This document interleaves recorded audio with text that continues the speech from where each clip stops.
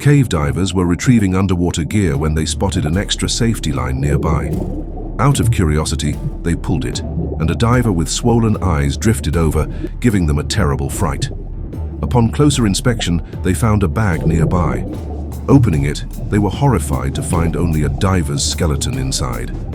This eerie and tragic incident is one of the most sorrowful tales in diving history. The deadly disaster at South Africa's Boesmansgat. Lying near the Kalahari Desert in South Africa's Northern Cape, the site looks utterly harmless. It is merely a 9-meter-wide algae-covered pond on the surface, yet it leads straight down to a 283-meter-deep vertical cave, known as the world's most dangerous freshwater diving spot. The narrow cave entrance only allows one person to pass sideways. Inside lies a vast bell-shaped space, perpetually dark and filled with icy water. Due to high altitude, diving 270 meters here equals the pressure of a 339-meter sea-level dive far beyond ordinary human limits. Near the bottom, visibility drops to nearly zero, intimidating even top professional divers. This deep abyss has witnessed countless diving records.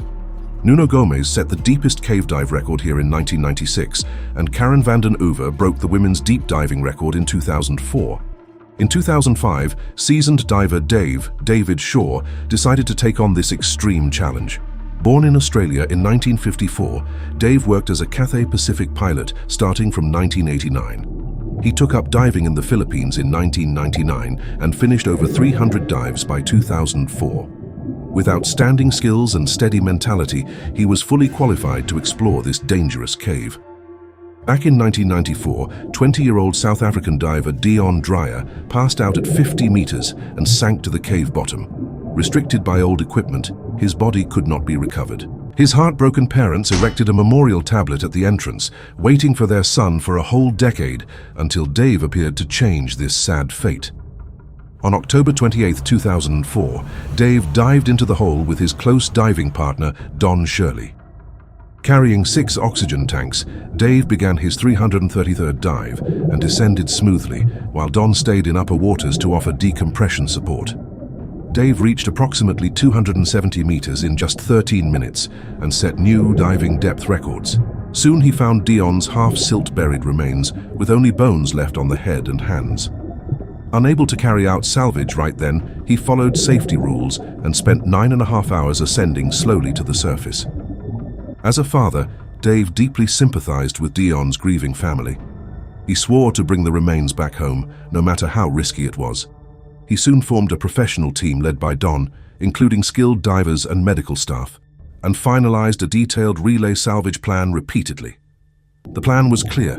Dave would dive alone to the 270-meter seabed before dawn, pack the remains into a special bag within 5 minutes, then hand it over to Don at 220 meters.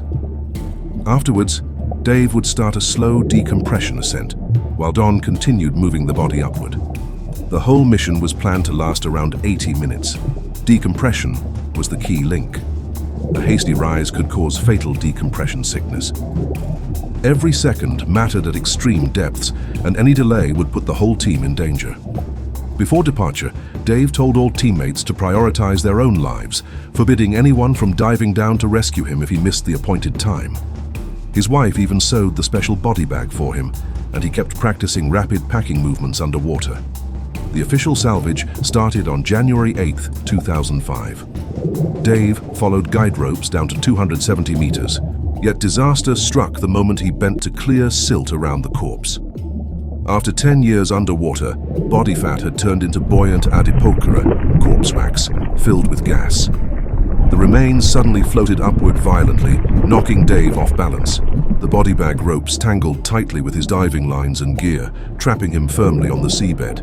Panic triggered rapid breathing, causing excessive carbon dioxide buildup and severe hypercapnia. Nitrogen narcosis blurred his mind, leaving him powerless to save himself even with a cutting knife. He eventually lost consciousness in total darkness. Don arrived at the 220-meter meeting point, but saw no sign of Dave. Despite rational warnings, he dived deeper to search. At 250 meters, intense water pressure damaged his rebreather, forcing him to retreat. He suffered severe decompression sickness with splitting headaches, dizziness, and constant vomiting, on the verge of physical collapse. The backup team waiting at 150 meters waited in vain and had to ascend as oxygen ran out. They reported the anomaly to the surface, and the commander immediately sent a diver named Stephen, a backup team member, to check the situation. Stephen found a weakened Don at 80 meters who wrote a desperate message: "Dave will never return." Stephen ignored decompression rules and rushed back to deliver the sad news. Don struggled to finish the long-distance decompression with teammates' help. After 11 hours of painful recovery, he was sent ashore for emergency treatment. Though he survived, he was left with permanent, lifelong health damage. Dave never made it back, resting forever in the 270-meter dark abyss. All divers at the entrance mourned his passing. The incident went viral online. Many questioned why he risked his life for a stranger, while those who knew him understood it was sincere kindness and a promise kept, not reckless impulse. 3 days later, when divers went to clear leftover equipment, they found a strange guide rope at 50 meters.